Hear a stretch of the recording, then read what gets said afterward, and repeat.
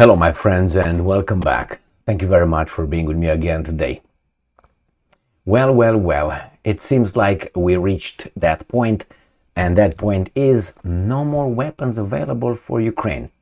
This is, I think, just a justification for, with everything we've done, nothing happens, there's no more. We're not going to invest anymore if nothing really tangible happens over there with your offensive and so on. So I think it's a way of pulling out. But hey, UK runs out of spare weapons for Ukraine.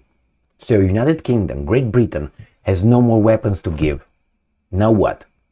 I have two articles, one from the New Voice of Ukraine, the other one from Sputnik, so they're from Ukrainians, and the other one from the Russians. Let's start with the Ukrainians. New Voice of Ukraine, UK runs out of spare weapons for Ukraine. Report. That's not good news, but I think it's just a way out. That's the flag. All right. Defense military equipment that the United Kingdom could send to Ukraine has run out.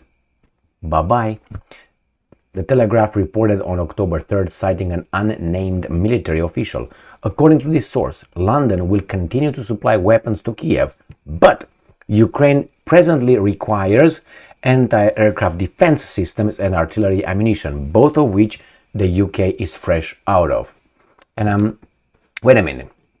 Defense military equipment? What do you send defensive? Send offensive. Oh, you already did. My bad. Okay.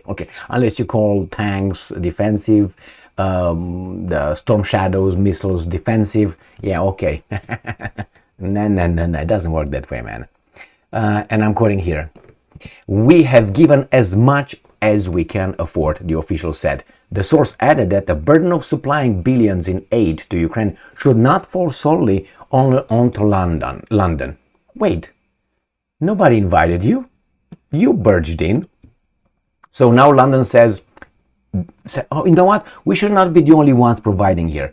Well, nobody asked you to come in. You went in, the first one, as the greatest, the virtuous, as I always say. These guys, the Brits are always in Kosovo. Who sent first the troops? 400 or 600 troops? The Brits. How come? Well, I don't know. I think they want to reestablish something that they lost in 1945. But hey, what do I know? So anyway, they say now it's up to you. You have to bring weapons. You have to bring weapons. In the meantime, see you. I'm leaving. I think that's what's going on here.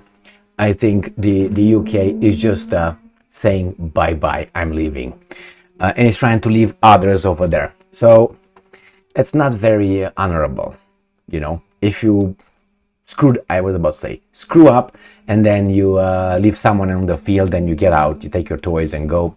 All right, so let's go and see the other article coming from Sputnik, and it says here UK runs out of weapons to send to Ukraine. The same thing reports. And Moscow, United Kingdom has run out of weapons which can be sent to Ukraine and should encourage other countries to boost their efforts, UK media reported, citing a senior military official.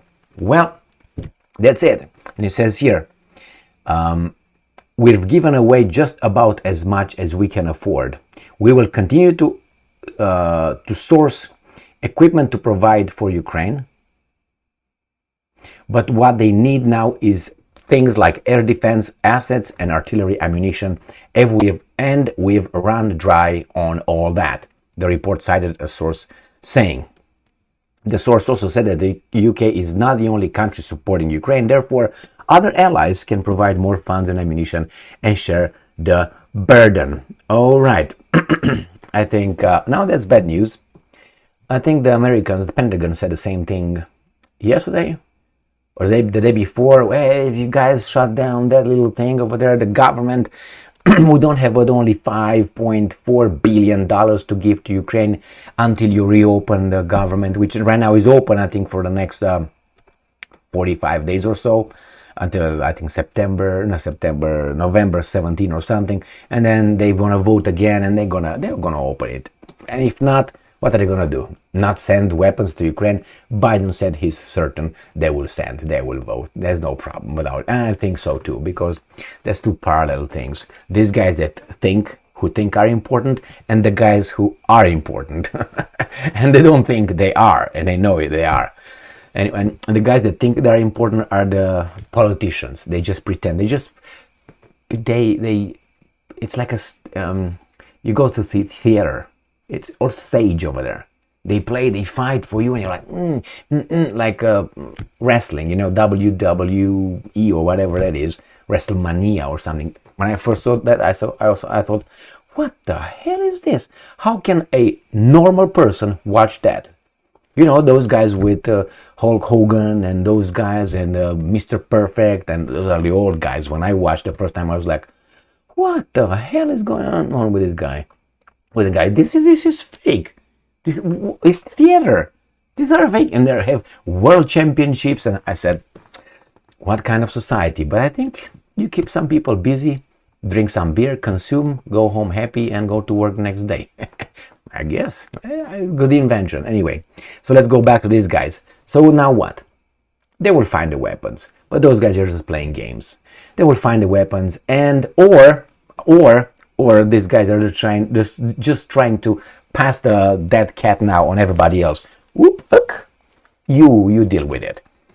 We'll see if the other guys are gonna bite, and they will. They will be forced by Al Capone, or little by little, we just, as I said, wane away and say, well, that's it. And or in any case, that's not good news at all for the Ukrainians. So what's going to happen? Keep going. Thank you very much for being with me again today. Stay strong, stay smart, look for the truth, and be just.